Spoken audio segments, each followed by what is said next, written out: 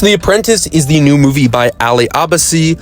It is a biopic of Donald Trump in the 70s and 80s as he grew up kind of making his real estate empire. It's a really fascinating movie to me from both a visual standpoint and just the subject matter alone. I really was immersed in The Apprentice, and I think it's very interesting to note how this movie is pretty controversial as it's coming out right before election season. It deals with Donald Trump, his rise to power.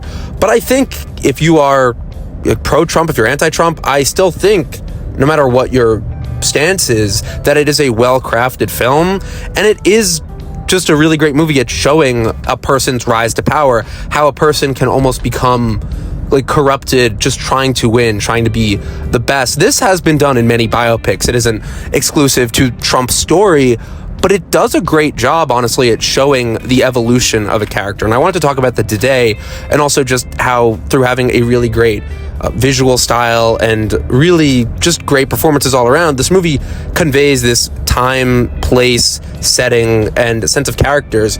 It's a movie that was made in 2023, actually I think early 2024, but it really feels like it was filmed in the 80s. The way the director shoots in certain locations, the camera choices he uses, just some of the camera styles, which is definitely borrowed from Succession. It even has Jeremy Strong as Roy Cohn, which really makes you feel like it's Succession. But overall, I really thought this was good and wanted to get into it today, talk about why The Apprentice is just a great film, a great biopic. Sebastian Stan is really good as a young Donald Trump, and it isn't distracting. I think Sebastian Stan's honestly perfect casting. I have been thinking about this for a while, thinking it makes sense that there's going to be a Trump biopic. I'm still waiting for the big Obama biopic. We haven't really gotten one. There was a movie called Barry, which I never saw. But it always seems that with these big, powerful figures, there's going to be movies made about them. And honestly, this is a perfect movie to do for Donald Trump because obviously he's had a very long career going back to 70s and 80s with real estate and then reality TV, and then obviously now in the political spotlight.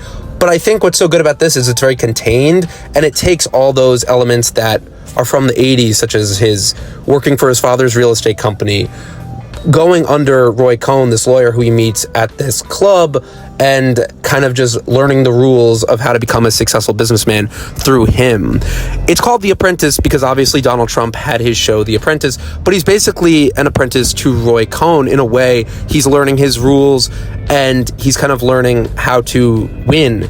It's very interesting to see this type of movie, and it also has some very, fun comedy. Not that this movie is a comedy, but just the interactions between him and Cohn are pretty funny. It makes for an entertaining movie, and it's always hinting at what's to come, such as in the future with Donald Trump, making Trump Tower or coming up with his campaign slogan. They have little hints to it, but it never really fully suggests what's going to happen in the future. It's a biopic kind of set in the time period, and I respect that it kind of sticks with that, yet it still feels like a movie that is very reflective on how Trump is today, or it feels like a commentary that works because you could see how he became the person he is. It's funny because I remember seeing The Big Short back in 2015, and I feel like that movie really kind of set the style for what a lot of these movies do now with the shaky cam. In drama, obviously there were, shows like The Office and Curb, which had that style, but then Adam McKay directed The Big Short. He directed the pilot of Succession and really brought that handheld visual style in, and I really think it's effective for this movie at giving it this 80s biopic feel. It really just has this really great style. I love the colors of the movie, how it kind of can be a little faded or a little overexposed and saturated, and it feels like this is some movie that was shot in the 80s. I mean, it's about the evolution of a character. I really like how this movie has this great structure where you have Roy Cohn almost as the bad guy, or someone who is kind of in this villainous role where he's trying to teach Donald Trump, or at first he doesn't really even want anything to do with Donald Trump, but he approaches him and he's trying to get a court case won, and Cohn helps him with that, and from then they develop this relationship. And as far as a movie goes, it does a great job at building that relationship. You see how there's a case that Trump shouldn't win. He's accused of being racist because of the people he selects to live in his apartment complex at the time. This is just when he's starting out and it's his father's apartments, and they do a great job at showing how this is clearly something Trump shouldn't win the case, or when he's trying to get money to build apartments and all the money should go to poor people, yet Trump speaks to Roy Cohn and they kind of blackmail the guy who's like judging this case, and he ends up giving Trump the money, and everyone's pissed off because the money shouldn't go to him, it should go to people who actually need it. And this is just a great scene at kind of showing how Trump, although like at the beginning he thinks this is wrong, he says stuff like this isn't the right way, but he's learning this is, if you want to win, this is what you have to do.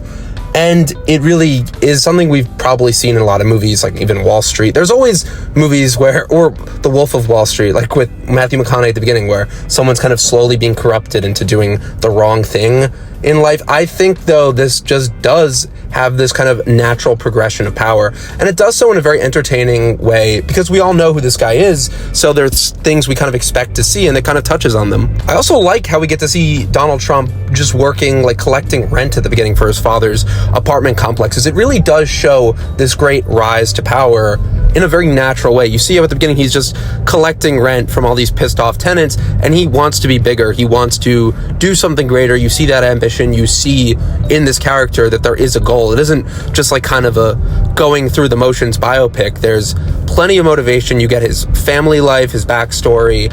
It's very interesting just to see how someone could become so hungry for power, and it does so in a way that feels believable. I had the pleasure of watching this in Union Square. I love seeing movies set in New York City, so I think I had a great time with it. Also, my audience was very reactive. It was very fun. People were chuckling at all like the little jokes, like when he shows Trump Tower and he's like, we're going to call it Trump Tower. Like you had your audiences. When his wife says, you look like an orange, people were laughing.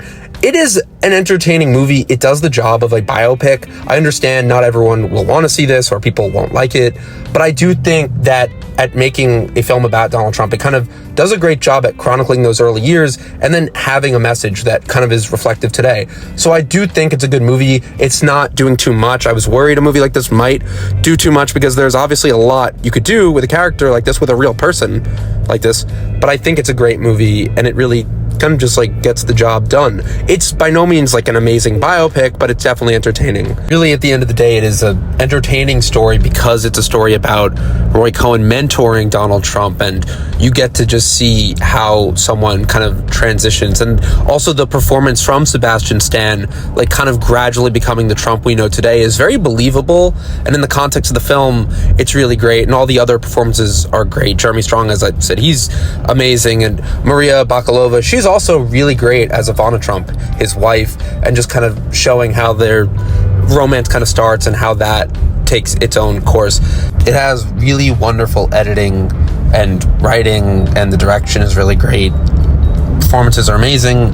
I really just enjoyed this movie, and I would check it out. See it in New York City if you can, if that is where you're based. But otherwise, do check this one out. It's worth watching. Also, while I have you on the subject, you should all check out The Art of the Deal movie, which starred Johnny Depp. It's funny how similar they are, even though that was a complete parody. I just was thinking of that. I think that movie's great. So guys, thanks so much for watching, and see you at the next review.